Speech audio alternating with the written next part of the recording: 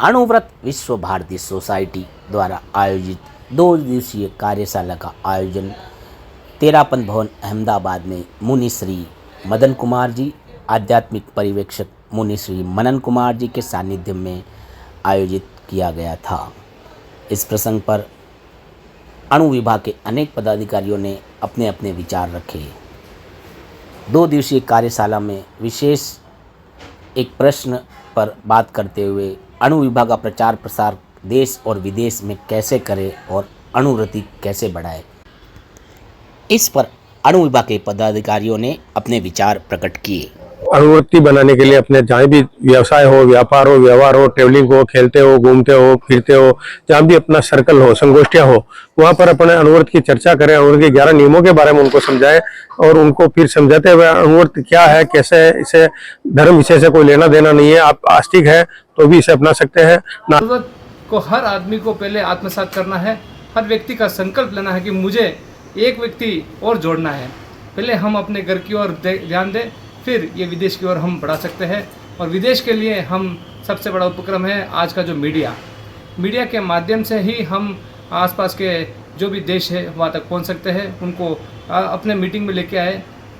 हो सकता है कि हम जूम मीटिंग के माध्यम से भी उन लोगों को हम अपने अणुवृत्ति के बारे में प्रचार प्रसार करें। मेरा मानना है कि विदेशी व्यक्तियों को प्रभावित करने का सबसे उचित माध्यम है उन्हें सस्टेनेबल लिविंग एथिक्स के बारे में बताएं और उन्हें ये बताएं कि अणुवृत्ति इनर पीस, सोशल हार्मोनी और सोशल एथिक्स से जुड़ा हुआ एक ऐसा विषय है जो जीवन में अगर अंतर्ग्रहित कर लेवे तो हम अणुवृत्ति बन सकते हैं। आज घर बैठे बैठे आप ग्लोबल बिजनेस जब कर पा रहे हैं तो हम यहीं रहकर अणुवृत्ति को पूरी विश्व में व्यापक बना सकते हैं। और आज का जो सोशल मीडिया है उसमें हमें हार्ड वर्क और स्मार्ट वर्क इन दोनों के कॉम्बिनेशन से इसे बहुत ही आसानी तरीके से किया जा सकता है। और एक और विषय है कि हमारे ही समाज के, जैन समाज के और खासकर तेरापंथ के कितने ही परिवार वहाँ हैं, उनको हमें पहले संपर्क करना चाहिए, उनमें अणुव्रत को उन्हें अणुव्रती बनाना है और उनके साथ मिलकर उनके सहयोग से हम धीरे धीरे काफी लोगों को बना सकते हैं। और देश विदेश में अणुवृत्ति कैसे बने, ये बहुत ही चिंतन के साथ प्रस्तुत किया जा रहा है कि इसके लिए हमें मल्टीपल लैंग्वेजेस में अणुवृत्ति को तैयार करवाना होगा। अणुवृत्ति आचार संहिता को बहुत सारी भाषाओं में दिखाना होगा। इसके लिए हमें डिजिटल, प्रिंट, ऑनलाइन और सोशल सब मीडिया का, इन्फ्लुएंसर का बहुत अच्छे से उपयोग करना होगा। आजकल हम देखते हैं स्टूडेंट्स, हमारे बहुत सारे हमारे बच्चे हैं जो फॉरेन पढ़ाई करने जाते हैं और वो वहाँ के एजुकेशन में काफी 5-6 साल रहते हैं। तो हम उन बच्चों, क्योंकि वो बड़ी बड़ी पढ़ाइयाँ कर रहे हैं, कंप्यूटर साइंस और इस तरह की एजुकेशन ले रहे हैं, तो हम अपने बच्चों के माध्यम से हम अणुवृत्ति वहां तक पहुंचा सकते हैं। और यदि हमें डिजिटल कुछ हेल्प चाहिए तो हम अपने बच्चों से चैट जीपीटी ऐसे बहुत टेक्नोलॉजी सीख सकते हैं, जिसके माध्यम से हम बहुत इजीली अणुवृत्ति का प्रचार प्रसार कर सकते हैं। हमें अणुवृत्ति का घर घर जाकर प्रचार करना होगा। इस हेतु हमें अणुवृत्ति आपके द्वार ऐसी कोई योजनाएं चालू करके हम ऐसी 5-10 टीमों का निर्माण करें, जिससे अलग अलग क्षेत्रों में जाकर अणुवृत्ति के बारे में समझाकर अणुवृत्ति का प्रचार प्रसार करें। वास्तव में एक ऐसा आयाम है जो हमें हमारे परिवार के साथ जीना सिखाता है, हमारे देश के साथ जीना सिखाता है, हमारे स्थानीय स्तर के साथ जीना सिखाता है। तो अणुवृत्ति के साथ जुड़िए और हमें अधिक से अधिक अणुवृत्ति का लाभ लेना चाहिए। हम अणुव्रत को जिए, अणुव्रत की जीवन शैली को अपनाएं। इसके साथ में ही अणुव्रत को हम देश में ले जाएं, विदेश में ले जाएं, क्योंकि आज हम देखते हैं कि जो युग का निर्माण हो रहा है वह अणुबम पर अगर कोई प्रहार कर सकता है तो वह मात्र अणुव्रत ही है। छोटे छोटे संकल्पों से जब हम उस पर आगे बढ़ेंगे तो निश्चित रूप से पूरे विश्व का जो एक माहौल बनेगा वो पूरा अणुव्रत बनेगा। और इस अणुबम की इस दौड़ में कहीं न कहीं अणुव्रत एक हमारे लिए बहुत बड़ा हथियार बनेगा। तो हम सब मिलकर इस अणुव्रत को देश विदेश की पावन धरा पर लेकर जाएं और इस अणुव्रत को जन जन में एक जीवन शैली के रूप में अपनाने पर हम सबको एक माध्यम बनाए, जिससे हम सब मिलकर इस अणुव्रत के अभियान को आगे बढ़ा सकेंगे। अणुव्रत विश्व भारती सोसाइटी 3 प्रकल्पों के साथ में कार्य कर रही है: नैतिकता, सद्भावना और व्यसन मुक्ति। इस 2 दिवसीय कार्यशाला में हमने सीखा कि कितने युवा शक्ति है जो व्यसन के माध्यम से अपना और अपने समाज का, अपने परिवार का जीवन खराब कर रही है। जीवन बहुत अमूल्य है। तो इस संस्था से जुड़कर, इस कार्य से जुड़कर हम ऐसे परिवार और ऐसे युवाओं को बचा सकते हैं कि जो इस व्यसन की दुनिया में कहीं गुम हो गए हैं, इस अंधेरे में कहीं खो गए हैं। तो मैं आह्वान करती हूँ आप सभी युवा शक्ति से, मातृशक्ति से, कि इस आंदोलन के साथ में जुड़े और जन कल्याण को विश्वव्यापी बनाने के लिए, मानव मात्र के कार्य के लिए, मानव धर्म के कार्य के लिए एक आह्वान जरूर उठाएं। कि आज का युग मीडिया का युग है। सोशल मीडिया और प्रिंट मीडिया दोनों की अपनी भूमिका है। प्रिंट मीडिया के अंदर जो अखबार हैं देश में और विदेशों में, उन सभी अखबारों में कुछ कॉलमिस्ट होते हैं, कुछ लेखक होते हैं, नियमित लेखक।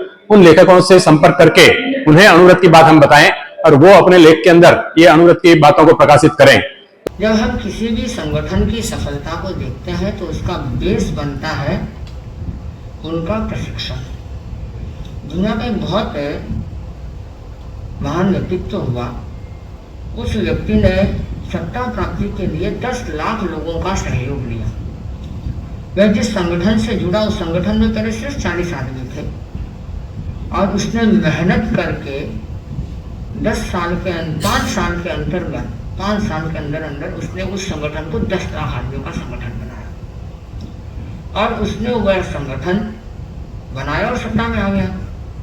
अब सत्ता में आने के बाद में उसने चिंतन किया कि भाई मैं सत्ता में तो आ गया हूँ, पर क्या मैं इन कार्यकर्ताओं के बेस पर देश चला पाऊँ? क्योंकि ये सारे के सारे कार्यकर्ता अप्रशिक्षित हैं। मुझे तो सेना भी चाहिए, मुझे मंत्री भी चाहिए, मुझे ऑफिसर्स भी चाहिए, सब कुछ चाहिए, तो मुझे तो प्रशिक्षित लोग चाहिए। तो उसने 5 साल लगाए अपनी टीम को प्रशिक्षित करने में और उसने पूरी दुनिया पर बहुत बड़ा अपना कार्य करके गया। इस कार्य को संपादित करने में हमारे संयोजक द्वय आदरणीय कमलेश जी नाहर भाई साहब और पवन जी जैन, उनका एक महत्वपूर्ण योगदान रहा और इसकी पूरी कार्यशैली को बनाने में जो आदरणीय जितेंद्र जी का और नरेंद्र जी का जो सहयोग मिला, मुनिश्री, वह अनुकरणीय है। ये कहते हैं कि अणुव्रत के प्रति इनकी आस्था बहुत मजबूत है। 2-3 बातें जो इन्होंने कही उस पर मैं भी एक बात कहना चाहूंगा जितेंद्र भाई साहब, कि इस तरह की कार्यशाला का आयोजन बराबर होते रहा है। उस दिन आप मान के चलिए कि अणुव्रत जन जन तक पहुंच जाएगा। हमें अणुव्रत का जो एक स्वरूप है उसे विशालता देनी है। अभी तक हम एक दायरे में बंधे हुए हैं और उस दायरे से ही हम सोच रहे हैं। एक बार उस दायरे से बाहर निकल के देखिए। दुनिया में दूसरों को आप अणुव्रत बनाने की बात करते हैं, घर की बात करते हैं, और इशारा मेरा समझिए, जिस दिन आपने अपना दायरा बढ़ा दिया उस दिन आपने अणुव्रत की एक बहुत अच्छी उपलब्धि आपके पास में हो जाएगी। इंटरनेशनली हम किस तरह से आगे बढ़ सकते हैं, और उसके लिए मैं चाहूँगा कि जो सक्षम व्यक्तित्व हैं जिन्होंने इन इंटरनेशनल कॉन्फ्रेंसेस में पार्टिसिपेट किया है, उसमें सोहला जी गांधी अभी हमारे पर यहाँ उपस्थित नहीं है, आदरणीय तेजकन जी भाई साहब भी इन कॉन्फ्रेंसेस में लगातार गए हैं, और एक व्यक्तित्व और हमारे सामने बैठे हैं भाई संजय जी। तो मैं चाहूँगा 2-3 मिनट में संजय जी कि किस तरह से हमने एक परिकल्पना और एक प्रोजेक्ट बनाया था कि पूरे देश के अलावा जो विदेश में हमारे साथ अणुव्रत आंदोलन के साथ जो जुड़े रहे हैं, और लगभग 40 देशों में अणुव्रत विश्व भारती के माध्यम से एम्बेसडर्स का जो एक हमारा स्वप्न था या हमारा प्रकल्प था, उसे हमने बहुत अच्छे ढंग से कुछ समय के लिए उसे स्थापित किया। एक समय था जब हमारी लिस्ट जो थी, ये भी पहले आया था सुझाव कि हमारी सूची बननी चाहिए, विदेश की संस्थाएं कितनी हैं। हमारा 7000 संस्थाओं या व्यक्तियों से संपर्क था जो अणुव्रत के आसपास के उद्देश्य में जुड़े हुए थे।